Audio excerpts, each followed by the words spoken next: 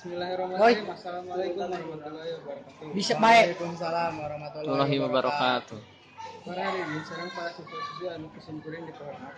Para tua murid sareng guru-guru anu kusimkuring bangunkeun. Langkung ti payun urang sanggakeun puji sinareng syukur kehadirat Allah Subhanahu wa taala. Anu tiasa mapari nikmat sareng kasehatan sehingga urang tiasa kebal dina ramadan ieu. Shalawat sinareng salam mugia dilimpah curakeun ka junjungan urang sadaya nyatana Nabi Muhammad sallallahu alaihi wasallam.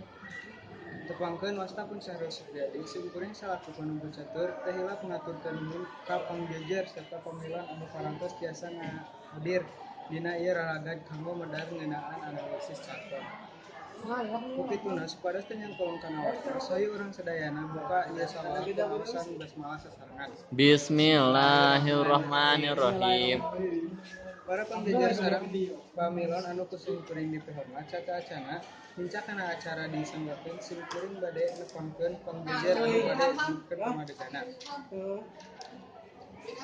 Wasta Sandi Putra Andestia. Tempat tanggal lahir Garut 28 Januari 2010. Supados urang leuwih ngeuleman kana ieu materi, sumangga urang sanggakeun ka pambelajar pikeun ngadengikeun materina. Assalamualaikum warahmatullahi wabarakatuh. Alhamdulillahirabbil alamin wa bihi nasta'inu ala umuri dunya waddin wa ala alihi wasahbihi ajmain amma ba'du. Langkung ti payun urang sanggakeun puji sareng syukur kehadirat Allah Subhanahu wa taala anu maparin urang tiasa kumpul dina ieu ramadan. Kaayaan sehat walafiat. Langsung wae di dieu simkuring bade medarkeun nyaeta analisis carpon duet maut anu ngarangna Darpan Arya Winangun. Sinopsisna aya hiji kaluarga leutik di kalangan para pangamen. Keluarga anu kacida silih pikanikah. Keluarga leutik eta teh rea ku bakat. Bakat anu kacida alusna nyaeta bakat nyanyi anu geus biasa disebut bakat alam. Kusabab teu nyaho iraha diajarna tapi suarana jua alus. Nyaritakeun kumaha keluarga anu sabenerna. Parubahan sifat jelema kusabab yang ketempo alus ku batur. Jeung rasa nyalekit kana hate kusabab dipohokeun ku jelema anu kacida di pikanyarana.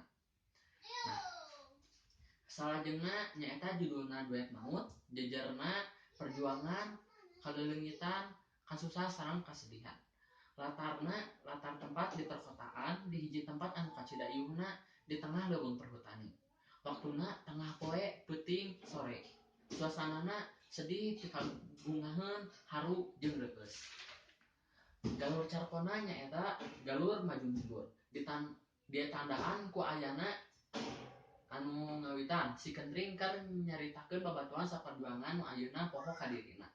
Nu kadua si Kendring nyieun kuburan babaturanna. Kusabab manehna geus ngarasa eueuh eta babaturan teh. Anu katilu si Kendring ngiet-ngiet baheula. Tah, ngiet-ngiet baheula teh masukna kana alur mundur. Dina hiji waktu si Ambo abus grand final. Nah, ieu maju deui. Si Kendring indit lalajo, tapi si Kendring timburu kusabab si Ambo nyanyi jeung randa anu seksi jeung katingalina leuwih geulis ti manehna. Tokohna nyaeta si Kendring, Ambo, Puja, Bobby. Watak si Kendring sabar, setia, berehan. Watak si Ambo berehan, poho diri, sombong. Watakna si Puja bager. Watakna Bobby nyaah ka sasama teu ngabeda-bedakeun. Amanat tina ieu carpon nyaeta urang tong poho ka babaturan. Tong micieun babaturan anu geus sukses. Urang kudu nyaah ka sasama. Puseur sawanganna jalma katilu. Kusabab di dieu nyaritakeunna ku tokoh, sanes ku sudut pandang kahiji sareng kadua.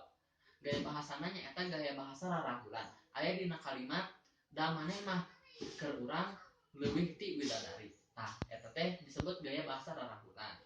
Mun sakitu anu kusimkuring kapihatur, hatur nuhun kana perhatosanna. Hapunten bilih aya kalepatan abdi miyos tina ieu patempatan. Assalamualaikum warahmatullahi wabarakatuh. Salajengna di dieu urang buka sesi patarosan.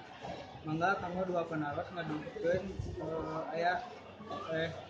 ngadukeun pangjejer patarosana ka pangjejer tapi saca-acana aya sabaraha nu kedah diragapkeun nyata. Hiji pananya ngucapkeun ngacungkeun panangan ngadeg disambung nepangkeun wasta.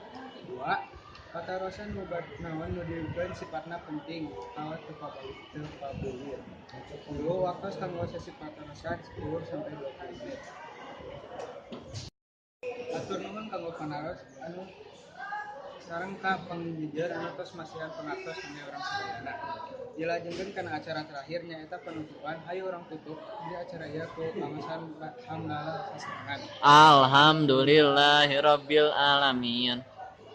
Abdi Sahril Supriyadi pamit ka pamulan sadayana.